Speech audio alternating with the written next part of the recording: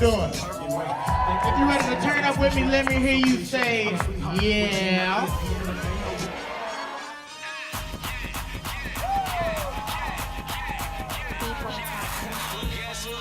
All right.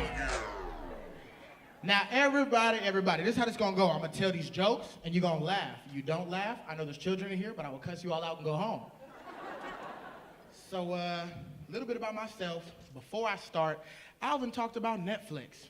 He said you can't be a real nigga if you don't have Netflix. I believe that's a lie.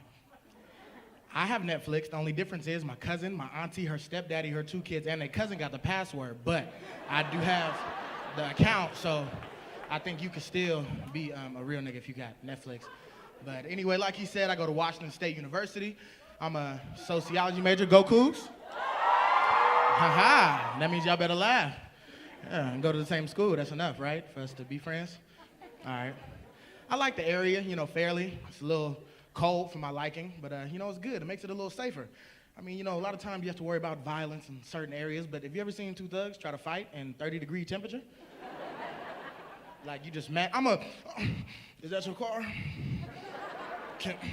Let's stop all this. Can we just maybe go get some hot chocolate or something? No homo. But anyway, a little bit about myself. I'm 22 years old. My parents are a lot older than me, which kind of gave me a different perspective on life. My mother is actually 57. She's from a little town in Kentucky called Paducah. She worked really hard, worked her way through college. For that, I'm very proud of her. Just gives me a lot of inspiration. But she's one of those people who is country but tries to pretend she's not. Like Alvin said, I like to make music. I sing as well as rap, write my own things, etc. But my mom just knows what she sees on TV, and she tells me stuff like, David, if you get famous, I'm gonna need some of them green bottoms, the ones Beyonce got. Mama, they're called red bottoms. There's no green bottom shoe, but I guess I can look for them. And my dad, he's actually from Africa, which makes things a lot more difficult because he doesn't really understand any of the things I'm rapping about. But as soon as I try to play him a song, he just, tells me how much it sucks and how to make it better. Just like that song I played for you, I figured he would like, but in his eyes, it would have been better if, David, your song was okay. But from my experience, to make your song better, matter of fact, I should be a rapper, which we can start a group. Yes, we are going to call it Big Tree, Little Tree. The first one, 1 goat, 2 goat, they mate, I got 3. The lion chased me and I run up a tree. Oh, yo! Daddy, the lion, he didn't chase me. I was over here, but we could work it out. We'll try, see what happens. Actually, before I just started, they called me when I was backstage. My mom is like one of those people who's old-fashioned and refuses to learn anything. She won't learn how to text. She's had a flip phone for about 10 years, and she recently had to get a smartphone. She just called me and was, David, well, good luck with your little show, but I finally got one of them phones. It got video and navigation. Mama, it's 2013. They had those in the 90s, too. But, hopefully she's gonna figure out how to work it out. But also, a little fun fact, I'm an only child. So a lot of my friendships are really important to me. I got a few friends out there. I told them if nobody else laughed, they gotta laugh. So, all right now, in the back. Shout out to my boy Bacon with the yellow jacket looking like a Twinkie unwrapped. Don't leave, we friends. I was gonna bring my boy Denzel up here with me. We could have sang for y'all something, thrown a little something together. We could have been like Jodeci, just 2 members in 1 person, It's okay.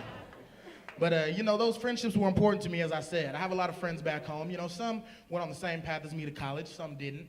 I always go home, and I've gone for a while, and I always get those, how you doing, college boy, how you been, blah, blah, blah. But, as black people, when you ask people questions and they don't want to answer, there's certain answers that you get. I was like, so, what's up, man? Did you finally enroll in the community college like I told you to? He was, uh-huh. Did you enroll in the school? Who, me? No, the nigga next to you. Don't do this. The type that got money tatted on their neck, still live at their mama house. But he told me how he, went, got his little student loans. I started to get excited. I was like, maybe I'm rubbing off on my friends. And then he told me how he got the 5,000, flipped it to 7, owes him 12, but changed his name and faked his death so he don't got to pay him back no more. This nigga reached up to give me a high five. I was like, nigga, don't touch me. You the reason the roads ain't fixed. We can't get no money around. It make no damn sense. But I love him. Some of my friends, a little bit harder than others, as you would say, but there's one thing that, I really loved when God's Harmony was up here. Just something about gospel that kind of touches your soul, regardless of your religious orientation. Shout out to God's Harmony again. But you know, those friends of mine kind of forget that it's supposed to be gospel, and that's Jesus at church. When they catch the Spirit and start crip walking for Christ all down the aisle, and then the old lady, Sister Johnson, she got knocked over. He thought it was a dude, punched her in the eye. 2 shots were fired. Nobody was injured, but you know, stuff like that happens from time to time. We'd hope we don't have an accident like that again. So, you know, like I said, I'm just really happy to be able to be here at Shades of Black, witness all these different kind of talents.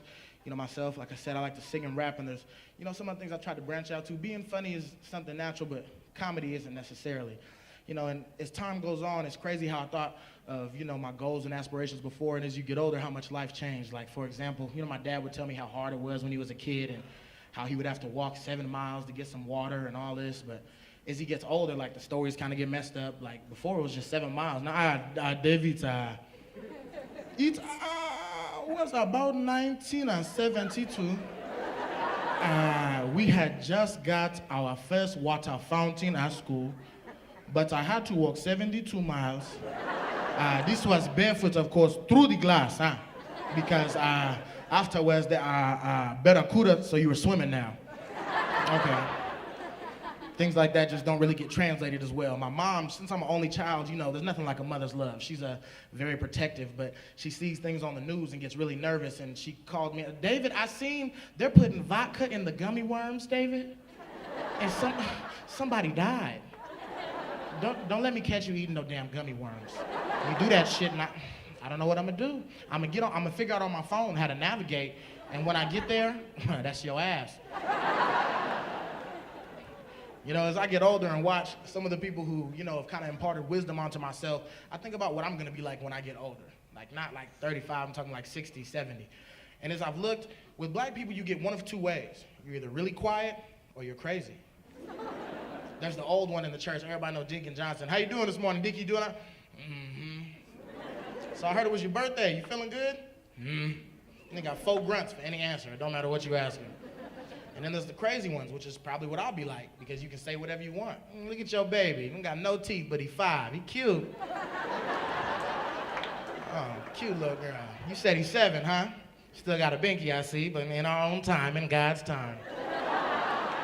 And I feel like when you're old, you can give people any type of advice as long as you end with all right now. You got a little problem. Oh, so you said you have a problem with your kids. Okay, so I'm going to tell you, open the Bible. Read it, 1st chapter through the 7th. When you walk outside, if it's raining, get on one knee. Thank Jesus, clap 3 times, eat some chicken for dinner. All right now.